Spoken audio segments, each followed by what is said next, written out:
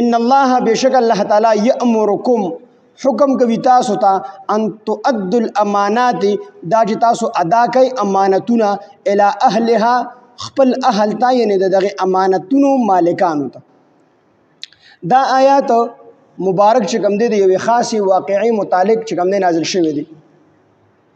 په عربو کې دا دستور چې د چا په جاهلیت ته د ورنه د بعضو خلکو بعضې کارونه رسېدلي لکه د ابن عباس رضی الله عنه په ذمه باندې د حاجیانو اوبس کولو د حاجیانو خدمت دا د هغه په ذمه باندې رسېدلی. نو د جاهلیت په دور کې چې کوم دی د عثمان بن طلحه رضی الله عنه د ایمان نو راوړی.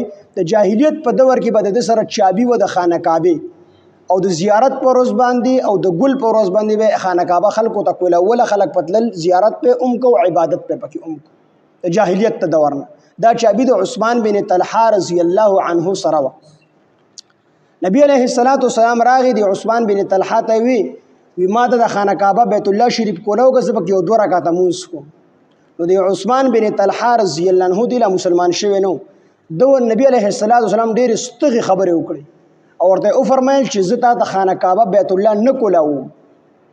نبی علیہ الصلوۃ والسلام ته او فرمایل وی ای طلحه وی دسی وخت پر راځي چې دا چابي به ته خپل باندې مال راکای او بیا به زما خو چې زه د چابي چاله ورکوم او چاله نه ورکوم.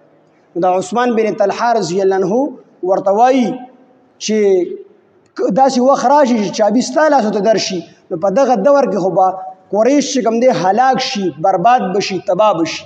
نبی علیہ الصلوۃ والسلام ته فرمایل نه په دغه ټیم کې چې کله دا چابي زما لاس ته راشي نو په دغه ټیم کې به قریش چې دی به آباد شي او دی به نور عزت من شي. عثمان بن طلحه رضی الله عنه فرمایي چې په دغه ټیم کې زما ایمان د زړه او شو چې په نبی علیہ السلام باندې ایمان راوړم خو د خپلوانو د ویری نه ما ایمان را نه وړو. نبی علیہ الصلوۃ والسلام لاړو او عثمان بن طلحه رضی الله عنه نبی علیہ السلام د خانه کعبه بیت الله شریف کولاو نو کو چې نبی علیہ السلام پکې موږ کړي. نبی علیہ السلام دک شان دلړو او د عثمان بن طلحه غستغ سپوري خبري نبی علیہ السلام برداشت کړل. لاړ چې کله فتح مکه وشوله د فتح مکه په موقع باندې نبی علیہ الصلوۃ والسلام راغ مکه فتح کړل مکه واغستله. عثمان بن طلحه پسې کس اورېږي چابي راوړه چابي ته نبی علیہ الصلوۃ والسلام واغستله. بعضی روایتو کې دي چې عثمان بن طلحه رضی الله عنه ته نبی علیہ السلام چابي راکړه د بیت الله تا ته ما ویلی وو چې دا چابي به زما لاس لراځي او زه چې بیا چاته غواړم دا چابي به ورکو. نو عثمان بن طلحه رضی الله عنه ورمنډه کړو د خانه کعبه په چت باندې وخت. حضرت علی رضی الله عنه ورپسې ور اوختو او په زور دغه چابي واغستله نبی علیہ الصلوۃ والسلام له ور. نبی علیہ الصلوۃ والسلام جرنده د خانه کعبه کولاو کړه دنه ورنن وته 2 رکعات مونږ پکې وکړو چې واپس را اوت د آیاتونه نازل شو.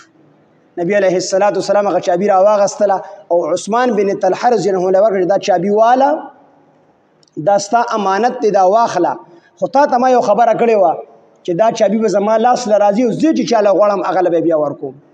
نو دا زما لاس له راله د چابي والا هغه چې د الله پیغمبر تا خبره کړې وه ستا خبره رښتونې شوله ته رښتونې ته صادقې ته امینې. نبی علیہ السلام ول چابي ورکړه ورته وی چې دا بستا په اهله کې تر قیامت پورې دا چابي را روانه وي او دا ستانه څوک نشي اغستلی او چې څوک ستانه دا چابي اخلي نو دا سړی به ظالم دی به ظلم.